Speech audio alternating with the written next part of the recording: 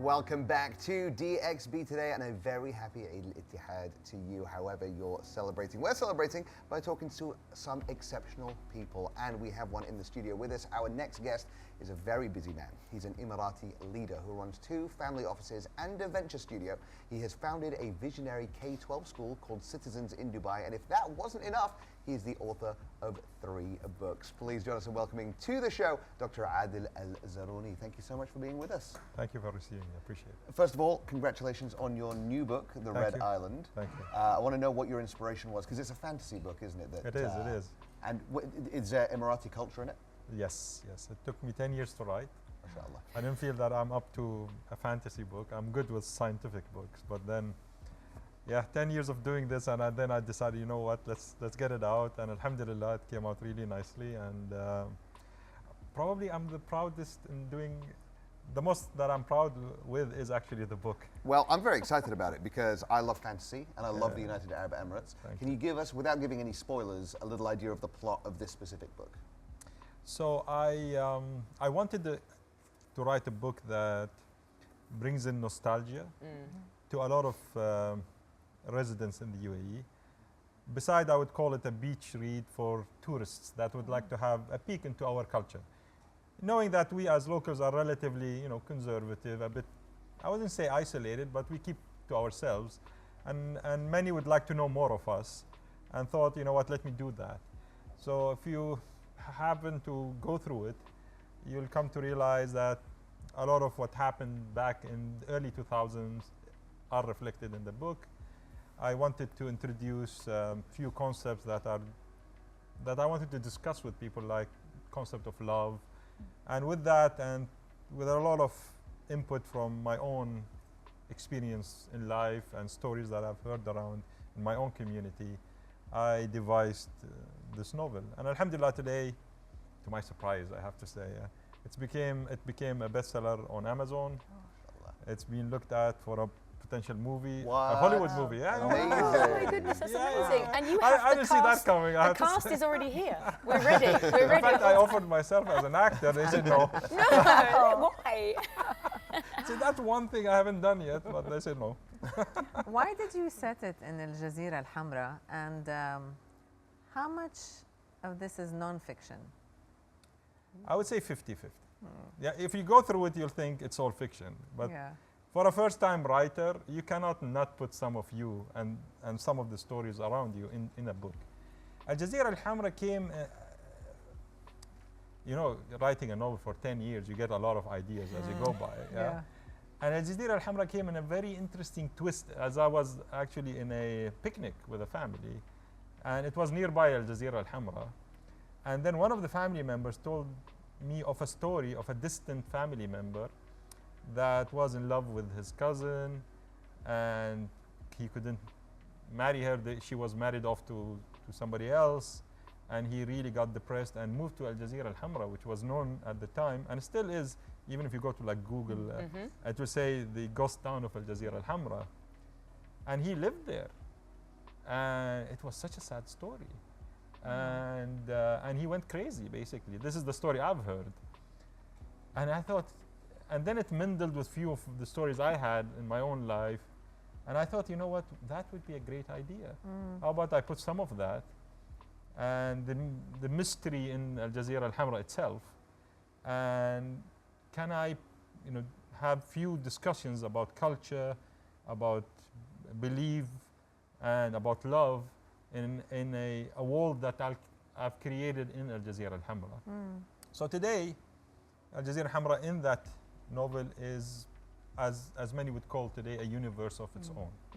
And the hope is that, and I thought it would be great if we could actually position Al Jazeera Al Hamra as a destination for love, For heartbreak. Maybe that's up to you.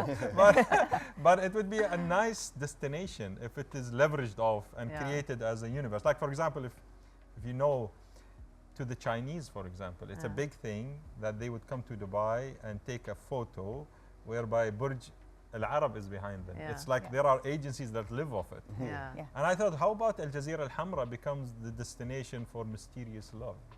And if you go there, I don't know if you've been recently to the heritage village of Al Jazeera Al Hamra. it's mesmerizing. Yeah. It's beautiful, especially you go there at night, you'd feel the ghosts around, and it's a very enticing way, yeah?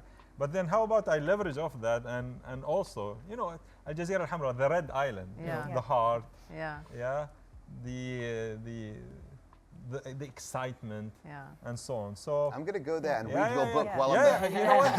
It will feel very different. there. Yeah. Yeah. If you read the book and then go there and see it. You would do, it doesn't have to be you read the book and then go there. You can do the other way around.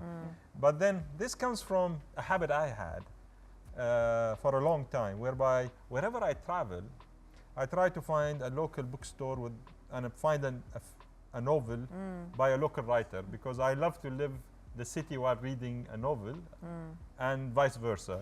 I just want to point out that he just told us a story, I know, yeah. and we're not going to forget it.